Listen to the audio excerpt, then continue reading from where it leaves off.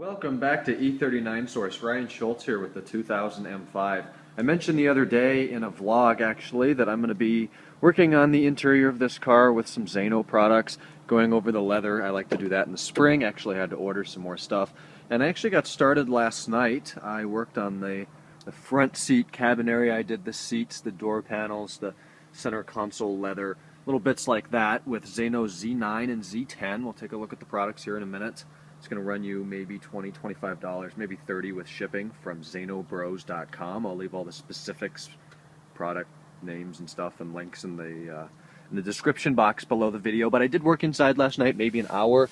The leather not only looks a lot cleaner and newer, but it feels amazing. And let me tell you, that's only half of it. The smell of these products when you get in the car, I may be a little biased because this is what we used on my dad's car, a 1998 Ferrari 355, and it just reminds me of summer and riding in that car, which of course was awesome. So brings back those memories, but it really smells amazing.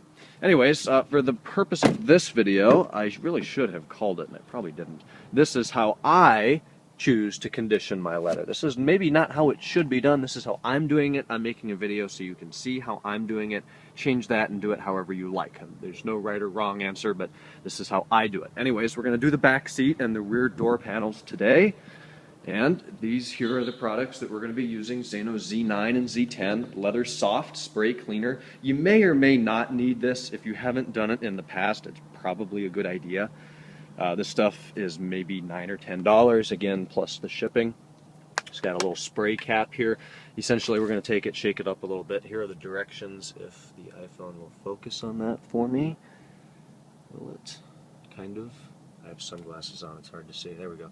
Spray onto leather, use soft brush to gently clean it. This is the cleaner that's going to clean out maybe dye from your jeans or whatever's gotten on the seats. I really don't need to do it in the back. Very few people ride in the back seat of this car, but just for video purposes and good practice, I am going to do it. So we'll spray that on the seats.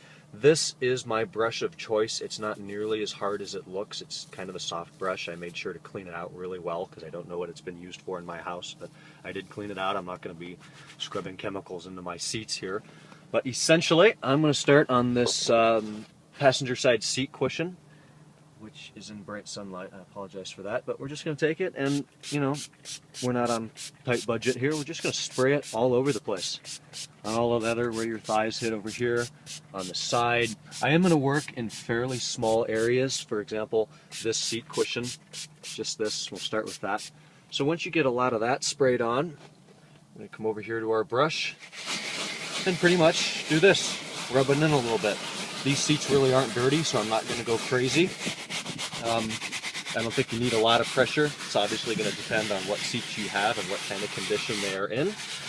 We're going to do that, let it dry for a few seconds, and then just wipe it off with a cotton cloth. Okay, I actually did the rear center seat as well with the spray cleaner. I'm really not taking off any dirt or anything. The worst place in my car was the bottom cushion of the driver's seat. Since I wore jeans in it for like 9 months while it was freezing cold, a little bit of the dye had come off, and not too bad, but it does say repeat in heavily soiled areas, so if your leather is dirty, you can do a few applications, rub it in, you know, use a clean surface of the towel, and work how you must. But once that's done, it definitely feels a little bit smoother, feels a little bit cleaner, and this is not cheap leather conditioner. I mean, cost-wise, it's not expensive either. You're going to get 8 fluid ounces of both products from Zaino with the Z9 and Z10, but it's not the kind of leather stuff you put on and it makes it really bright and shiny and like cheap vinyl. This really absorbs into the leather and does an amazing job of making it really supple, cleans out any bit of dirt or anything in the pattern of the leather. It's good stuff. So once you get that done, once that's wiped off and dried, then we're going to take our Z10 leather in a bottle, and it says shake well, apply to clean dry surface with a cloth, soft cloth towel, let dry, no buffing is necessary. And it does say if the leather is soiled, then use the Z9, which we just did. So I'll give that a shake, and we're pretty much just gonna drip it on here. You probably could put it on the towel first. I don't really know if that makes much of a difference, but I'm putting it on pretty heavily. And what we're gonna do is we're just gonna take the towel and kind of rub it in, rub it all over, and then it's gonna be shiny for a minute just because it's wet. Let it dry for a few minutes, and then you can come back and wipe off any residue, and it's going to leave beautiful leather. it's going to smell really good, I promise.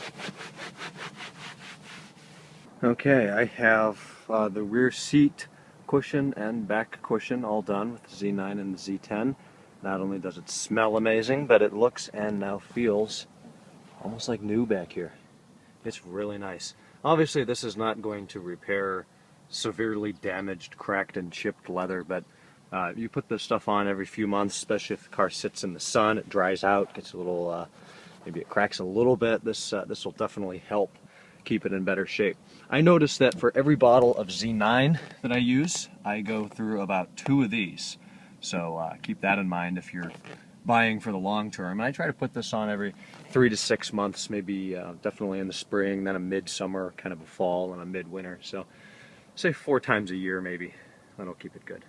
Depending on what kind of car you have, well, the M5 has leather all over the place. It doesn't have the extended leather package, so this stuff down here isn't leather, but all of the door handles and the door inserts are leather, so I do those too. In addition to the front seat has the M5 transmission tunnel is leather, so I hit that. Parking brake boot, center console. Even when this weather wears a little bit, which mine definitely has here, it's not as nice as, say, this side bolster. It really softens it up.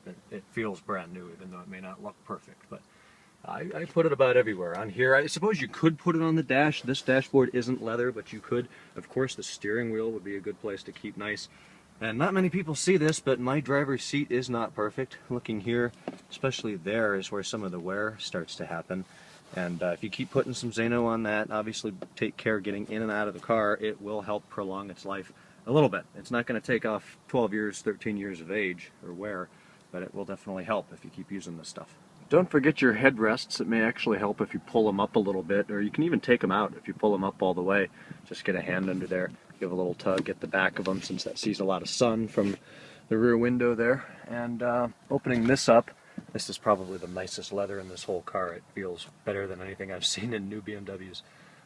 But this bit here, keep in mind if you have the split fold seats, you can open these up and there's leather on the sides here, and of course on the side over here as well. So if you haven't done this for a while, that may be the best bet to get every bit of leather back here. There's what a detailed door panel looks like. I essentially just did the Z9, which I didn't really need to do, on all of these 3 areas of leather, and then of course the Z10. Rub that in. Now it's really smooth like the rest of it. If you really want to go hog wild here in the back seat, you can actually remove the bottom seat cushion in an E39. It's really easy. You get a hand right about here, kind of grip underneath. There's almost like a little handle for you there, and then you just pull up. I'm not going to do it right now because, well, it's like that. I just did. But you pull up and it frees itself. Now it's loose. Same thing on the other side. Then you just pull it out, work it around these 2 seat belt things. Your third seat belt for your middle seat, of course that end is here. The other end, if you don't see it in your car, it's actually back under the seat. So if you need to pass inspection or safety or anything, you'll need to remove the back seat to get that out. And then putting it back in, just line it up, and I think you just push on it like that, and it goes back down. So that's what that looks like now after it's been done. I'm not totally done detailing the interior of the car. I'll have to do a little bit of vacuuming. I have not done all of the backs of the front seats yet, including the little cubby back here. But I need to clean the inside of the back window, stuff like that. But yeah, the Zaino leather treatment is definitely worthwhile. It's great preventative maintenance to keep your leather in really nice shape. You can always tell when people with nice cars use leather conditioner and treatments, not only by the smell, but it just stays so much nicer, so much longer. So hope that helped you guys out. It does take a lot of time. It costs a little bit of money, but I think you'll be very happy with the results. Thanks for watching. I'll talk to you guys in the next video. Bye-bye.